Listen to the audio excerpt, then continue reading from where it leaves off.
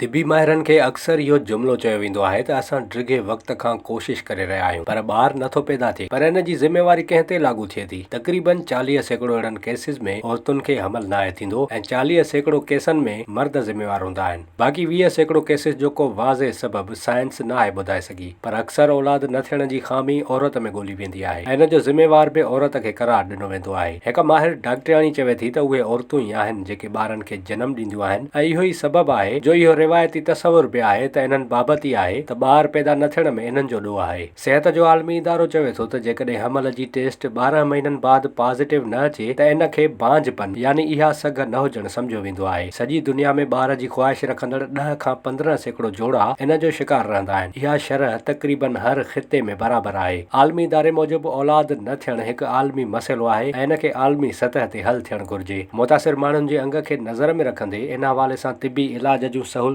वधाइण वक़्त जी अहम ज़रूरत आहे। औरतुनि में औलाद न थियण जो बुनियादी सबबु हार्मोन्स जी ख़राबी, पॉलिसिस्टिक ओवेरियन सिंड्रोम, एंडोमेट्रियोसिस या फेलोपियन ट्यूब सिस्टम में ख़राबी आहे। जेकॾहिं मर्द कुवत नथो रखे त इन जो सबबु आम तौर ते स्पर्म्स जो घटि मयार हूंदो आहे। इन हवाले सां सुपर मियोग्राम टेस्ट वधीक वज़ाहत कंदी आहे। इन मक़सद लाइ स्पर्म्स जे नमूननि जो तज्ज़ियो कयो वेंदो आहे। हीउ टेस्ट स्पर्म्स जो अंग, शिकिल ऐं चुरपुर बाबति ॼाण फ़राहम कंदी आहे। डॉक्टराणी चवे थी त हमल लाइ हिक भेरे में तक़रीबन 60 मिलियन स्पर्म्स हुजणु घुर्जनि। जेकॾहिं बेऔलादी चिटे नमूने मर्द जे करे आहे त सभ खां पहिरियों क़दम इहो आहे त कंहिं माहिर खां एंड्रोलॉजिकल या यूरोलॉजिकल चेकअप कराए। जेकॾहिं टेस्ट में इन ॻाल्हि जी निशानदही थिए त स्पर्म जो मयार ठीकु न आहे त पोइ इन विट्रो फर्टिलाइज़ेशन जो इम्कान मौजूदु आहे। इलाज जे हिन तरीक़ेकार में हिकु महिनत तलब अमल तहत सेहतमंद स्पर्म्स खे तयारु कयो वेंदो आहे।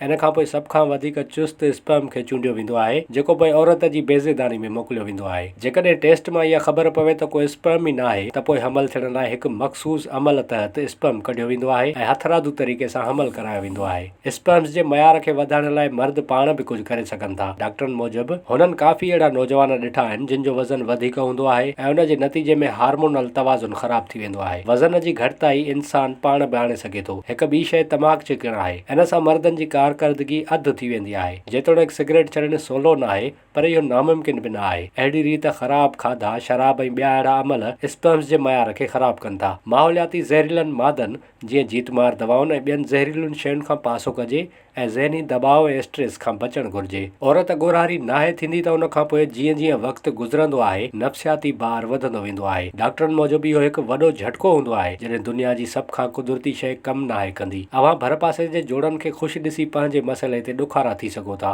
जॾहिं मर्दनि खे इहा ख़बर पवंदी आहे त बेऔलादी उन्हनि जे कंहिं नुक्स जे करे आहे त हू पाण ते शक करणु लॻंदा आहिनि। इहो महसूस कंदा आहिनि त हू नाकाम थी विया आहिनि। मर्दनि में मायूसी ॾींहों ॾींहुं वधंदी वेंदी आहे ऐं उन्हनि खे पंहिंजे ई जिस्म ते कावड़ अचणु शुरू थी वेंदी आहे, छो त हू जेको चाहिनि था उहो नाहे थी रहियो हूंदो। जेतिरी वधीक ॿार जी ख़्वाहिश हूंदी ओतिरो ई ज़ाल मुड़ुस हिक ॿिए सां ॾुखियाईअ सां रहंदा आहिनि। अहिड़नि जोड़नि खे नफ़्सियाती मदद ॾियणु ज़रूरी आहे। बेऔलादी खे ज़ाती नाकामी जे तौर ते न ॾिसणु घुर्जे। बेऔलाद जोड़नि सां ॻाल्हाए उन्हनि जी हौसला अफ़ज़ाई करणु घुर्जे।